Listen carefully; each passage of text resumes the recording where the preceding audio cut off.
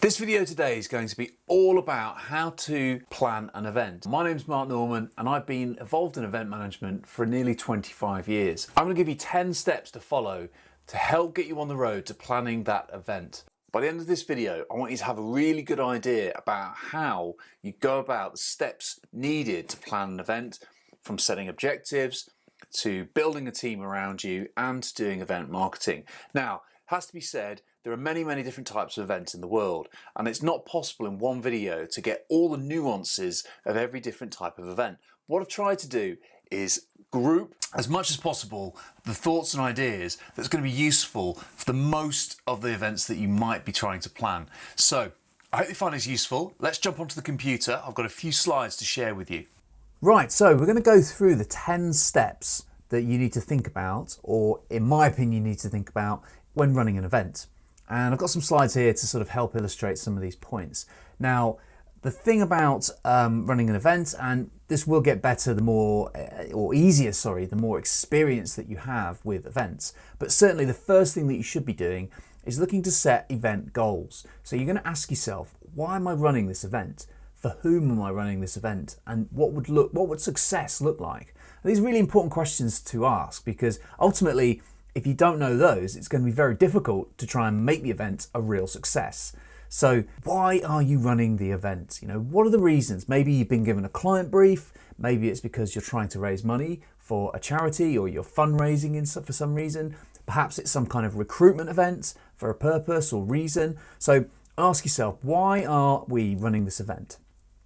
Secondly, what outcomes are you looking to achieve? So how do we measure, what success looks like? What are we hoping to achieve at the end of the event? What's happened? What thing has happened? Either people are very happy, they're satisfied, they've gone home, we've reached a particular recruitment target, whatever it is, think about that, because this again is very important when you're kind of trying to work out what success looks like. And it's really important also to think about how you're going to measure that success. So what kind of numbers are involved in looking success? What does that look like? Are you looking to reach a certain number of subscribers? Are you looking to recruit a certain number of people, raise a certain amount of money? What are your targets? So after the event, you can sit down and go, did we achieve our goal? And that's kind of the reason for understanding this in the first place. And it's why it's the most important step right at the beginning. So one thing that you might want to use is the 5 W's. And these ask 5 questions, all beginning with W, obviously. And that is, what are you doing? And why are you doing it? Who is coming, or who is it for? When is it happening? And where is it happening? Some pretty good prompts there to kind of make you think about the event and make you think about what's actually going on.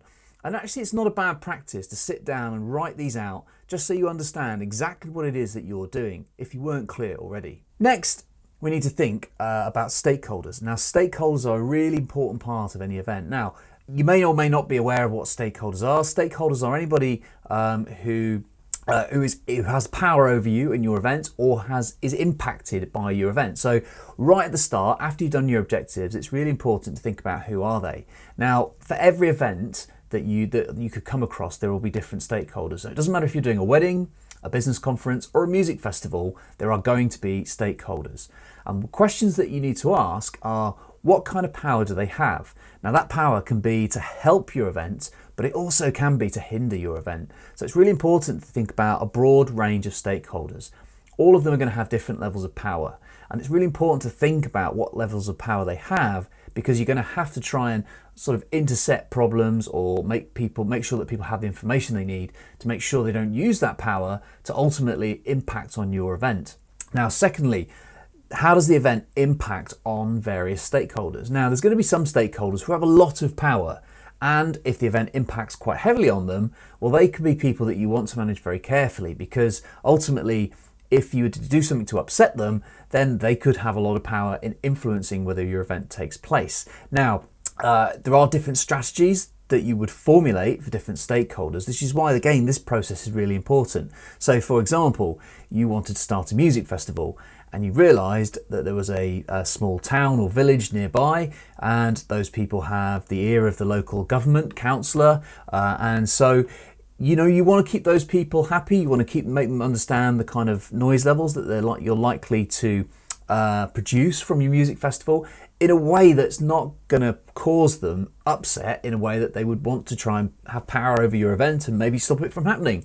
So this sort of scenario planning plays out in a number of different ways, depending on the different types of events that you have and the different types of stakeholders that are involved. I'm sure you can appreciate, again, it's quite an important process to go through with any event plan, just so you know, or you don't kind of, or you foresee in the future, you know, where problems may arise and sort of head them off at the pass, so to speak. So stakeholder planning, another really important part of event planning. Third on this list is to organise your team. So now you understand why you're doing the event, and you also understand any stakeholders that might be impacted by your event or have power over your event. Now, it would be a good point to organise a team to help you.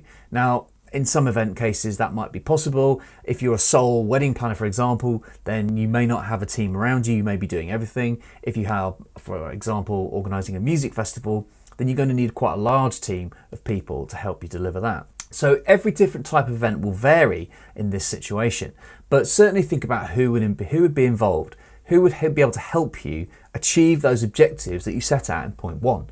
Okay, so it's really, really kind of key.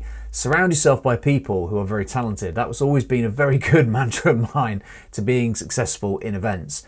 Think about creating a project plan. How will you involve your team with that? You know, who needs to do what and when? You know, are there sort of certain tasks that are critical, rely on others? And so make sure that the people that you recruit to your team are reliable and will be able to help you in the time that you need them to.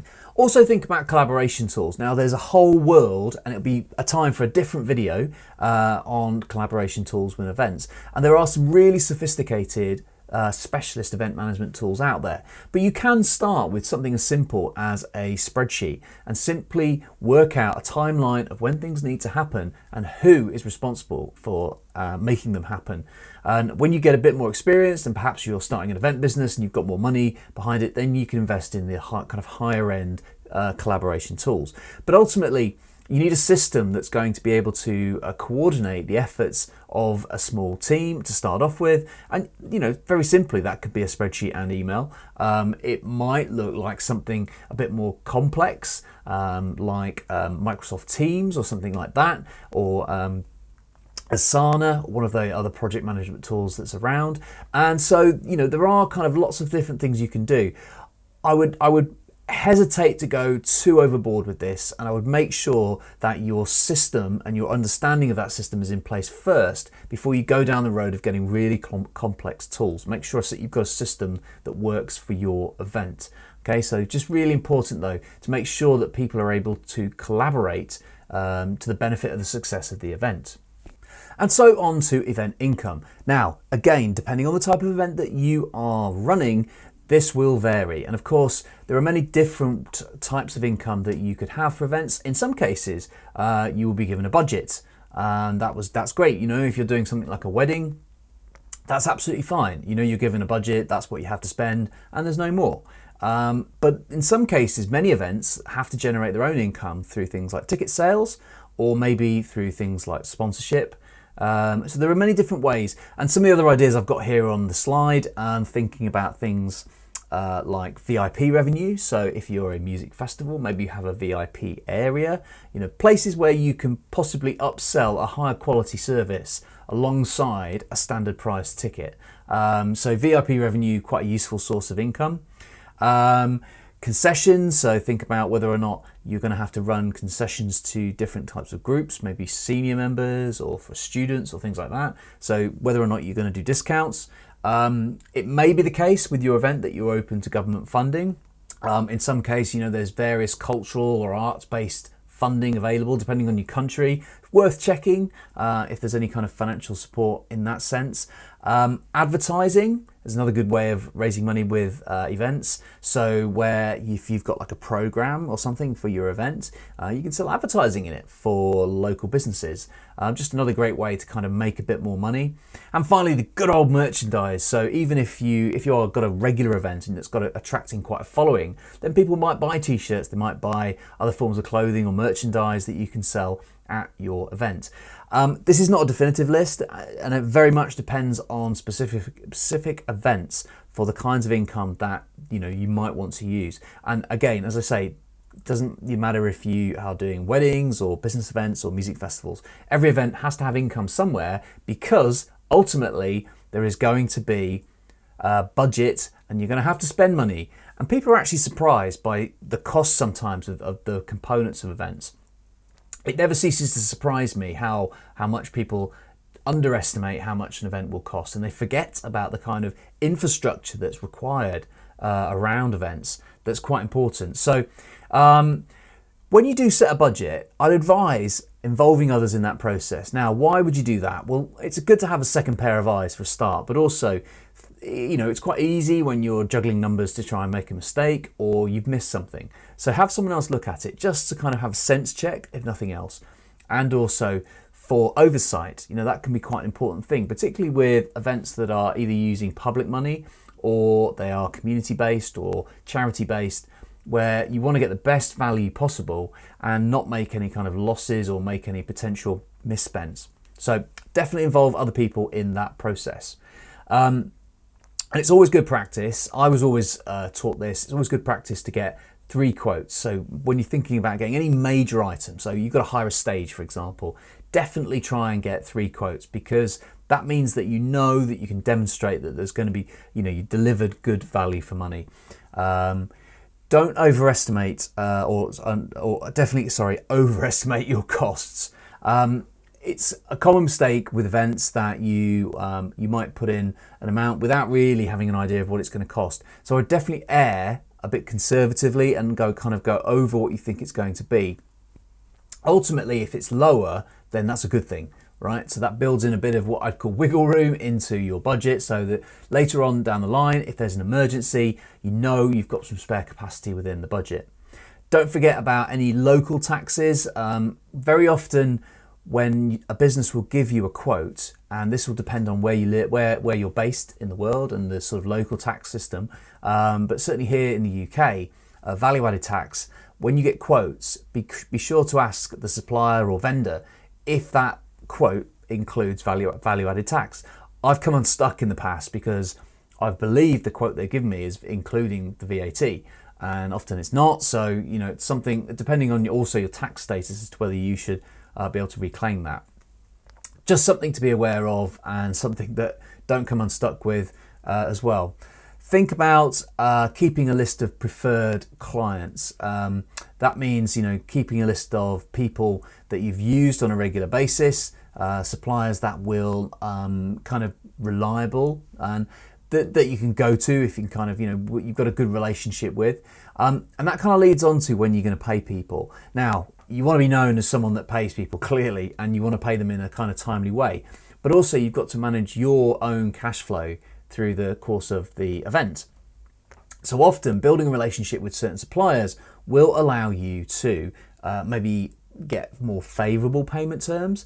If you're going to a new supplier or vendor for the first time, they may very well ask for a large deposit, if not the whole amount, in advance. If you have a good relationship with them, then you can negotiate to have maybe sort of 50% now and then 50% later. And that's kind of a useful thing, particularly if you're selling tickets and you need to get kind of income into the event. Definitely having a good relationship with those suppliers will get you better terms. Don't spend money until you have to spend money. That might seem like very much common sense, but actually don't pay out money until you absolutely have to. And vitally, and the reason that you set this budget is make sure you know what the break-even point. Now, if it's a commercial event where you're selling tickets, then you need to know this very much from the start, or at least that gives you an idea of how many tickets that you need to sell in order to cover your costs. And then, of course, if you're in it for profit or if you're in it for fundraising, then you know how much you're going to kind of raise beyond that. As a rule, and this is just purely my experience from when I was running in music venues, I would always work on the basis of never make the break-even point more than 70%. So the break-even is 70% of your potential income capacity. So if your capacity is 100 people, then the break-even point is selling 70 tickets, right? So don't go over that, simply just from a risk point of view. If you were to make your break-even point at 100%, that's really risky because you need to sell all your potential tickets in order to break even, and that's not advisable, and it's quite high risk, and it doesn't give you any kind of maneuver for any potential extra costs further down the line. Just something to bear in mind. So now that you have set your budget, you need to book everything. Now again, depending on what event you're doing, then booking everything involves many different things. For a very small event, that's not much. If it's a very large event, then there's lots of things to book, and hopefully you've got a really good team of people around you who are able to book everything. Now, as I said in the previous slide, try to think about when you're actually booking things and when you need to book things. Take into account like the external environment with that as well, and the kind of demand. So demand for different supplies within the events industry sort of varies throughout the course of the year very often. So for summer months, things or suppliers for festivals, for example, are very busy. Now, the things like the venue or the event content, so any kind of acts or speakers or anything like that, any operational elements, so I mentioned toilets, but of course things like fencing is really important, things like the production elements or staffing that you need to book, all of this. So essentially it's your shopping list, but what I would say is make sure you have an idea about when you need to book them and when you can absolutely not get away with kind of not booking them until a certain point, just to really manage cash flow. Now there is such a wide range of events. I'll have to leave it to you to kind of work out exactly what this list will entail. But needless to say, when you do go down this road, just be careful about getting the 3 quotes. Also, be aware that many event suppliers or vendors will want kind of contracts in place to supply things. So don't be afraid of that. That's perfectly normal, but just be aware of that before you kind of go into this. So on to, again, some would argue the most important section of any event is event marketing. Now, again, depending on the type of event that you're doing, will depend on the kind of marketing that you're going to need to do. If, for example, you're doing an event where you have a budget and you're just delivering an event, so like a wedding or, I don't know, like a business conference, for example, then in terms of the marketing becomes more communication with the clients and with the attendees. So I do believe there is some event marketing in every event, but really event marketing is probably best understood to be the act of trying to sell tickets or promote tickets to the event. So event marketing is essential for many different types of events for many different reasons. So I will put a separate video here for helping you to kind of understand event marketing in a little bit more detail, because I can do a totally separate video on this. It's such a huge topic. But really, one thing that I would stress about event marketing, and it's, apart from just selling or just for communication, is understanding who the target audience is. So who is it that you're trying to reach out to? And that's a really important starting point for the marketing. And so sit down and think about who is the audience that's going to come to the event. And if you can, group them by kind of the different types of marketing channels that they use. Now, a marketing channel might be something like Instagram. It might be something like an advert on a bus or a TV or a radio advert. Now, you need to understand your audience primarily because you want to be able to advertise or promote your event through the best route possible to reach out to them. And if that happens to be then the local radio station, then great, So sit down and think about who is the audience, who's coming, and how will we reach out to them. So you want to focus on the marketing channels that your audience really uses. Now that's, again, can't reiterate that enough. If you start spending money on promotion through marketing channels that your audience is not using, then that could be money down the drain, and that's not a great thing. So if you're on a very limited budget, this process is actually really important. It's really important to make sure your marketing is efficient as possible. So if you, for example, you've got a very young audience, then you might consider that advertising on a medium like Instagram to be a really good idea. Again, even within something like Instagram, there are various means and ways in which you can reach out to people. So think about if you're running ads or if you're doing something organically, and So really just give that kind of some great thought. Again, it's something that it's just a huge video on its own, event marketing, even without thinking about just planning an event. But really, if you just think about it as the process of identifying your audience and then how are you going to reach out to them, think about what timescales as well. So are we doing this offline, online, or different social media? It is a kind of huge area of real importance to events. So give it the time. I used to say that event marketing was like 80% of my job when I used to run music venues, because such is the amount of work that you have to do in order to get people to come to events. If that's the kind of focus of the event marketing, then it is so time consuming and should not be underestimated. But I'd also say that if you're just doing a client-based event, then having a good communication still with all of your stakeholders is kind of really key. And so again, that's still part of the process and very important to consider. Another thing worth mentioning is branding. Now, branding's kind of really key part of the process of any event. And it might be that you have to use the brand of any clients. It might be that for a kind of wedding that you've got a particular color scheme or you've got a particular look that you're going for. But if you're doing your kind of own festival or your own kind of commercial event, branding is not just about the logo. Let's be clear about that. It's not just about the logo. It's about the kind of value that you're offering, the value that you're delivering, and kind of what your offer is. So what do you stand for? It's really important with any brand that you do it, use it consistently. So if you've chosen to do some marketing on Instagram and then you have a kind of advert on a bus or a billboard or something like that, you know, if the customer sees both of those, they should be able to connect them somehow. And so brand consistency is really, really important. So make sure all of your promotional materials are very, very well connected in terms of their look and their feel.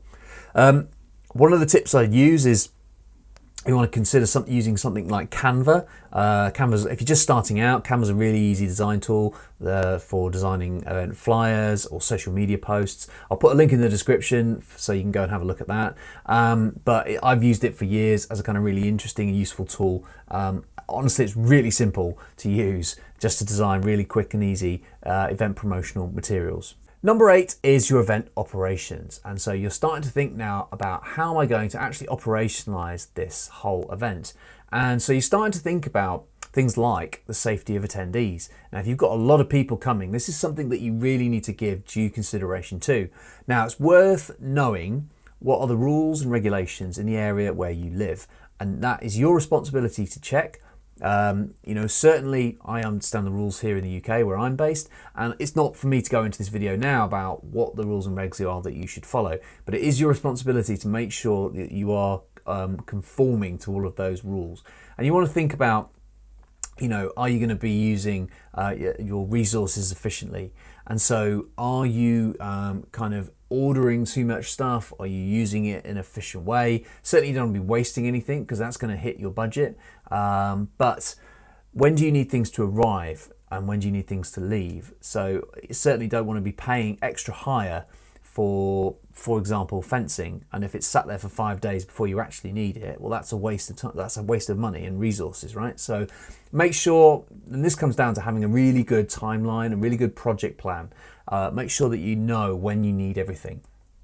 And also think about a communications plan. So what is it that you will do? And this kind of links into the stakeholders and I guess a little bit about the marketing as well. But how are you communicating to your staff and your stakeholders before, during and after the event? You know, have some sort of communications plan, at least in your head, about how that's going to work. Certainly, definitely have a communications plan ready to go on the day of the actual event. This involves a lot of paperwork. You should be under no illusions that events, certainly the planning of the events, can involve a large amount of paperwork. Now, for some people, they're not bothered by that. What I would say about the paperwork is that keeping it in order from the very start will really help you. And it's something to think about whether or not you're going to do this online, which can, like using something like Google Drive or Dropbox or OneDrive, which can be great because you can share a folder amongst lots and lots of different members of staff and you know, everybody has access to sort of a single file. It can be a bit more of a problem when you then get onto site. So you need to just check that you've got good internet access on the site that you're working on. And if you don't, then you may find you have to go to revert a little bit old school and actually have a printed copy.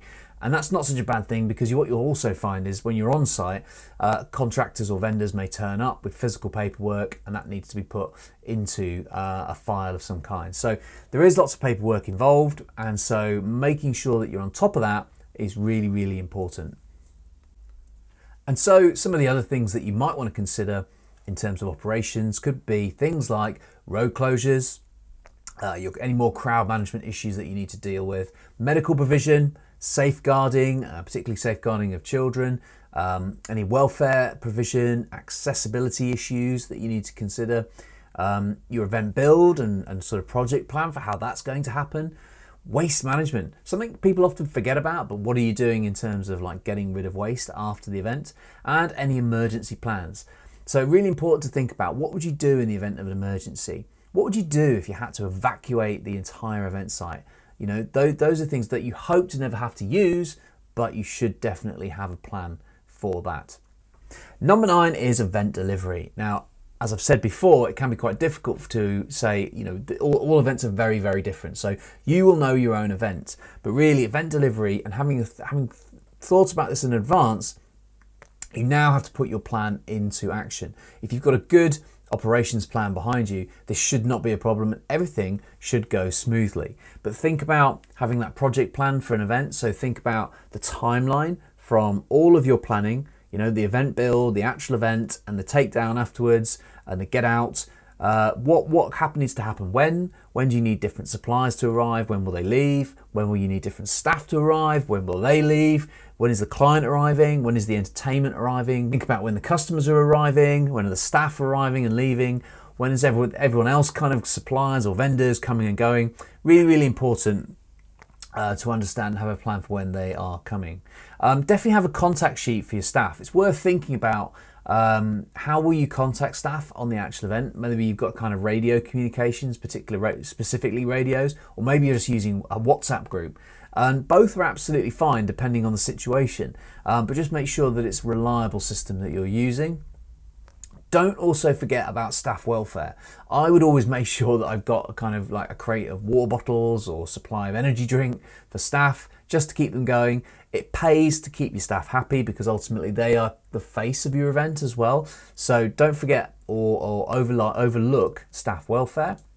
Definitely think about capturing content for social media. Now, depending if you're planning on doing social media content afterwards, or if you're streaming stuff from the event, this is kind of really, really key. If you're an event that happens once a year, then you're going to have to think about what kind of social media content will you be posting for the rest of the year, or to promote next year's event. So it's really important that you're either thinking about video or images to be taken during the event, so you have plenty of content to last you through right to the next event. Expect the unexpected, and I've run enough events over the years to know that the unexpected will absolutely happen. It's never possible to know exactly what's going to happen, and there's always something with every event that's new or a new problem.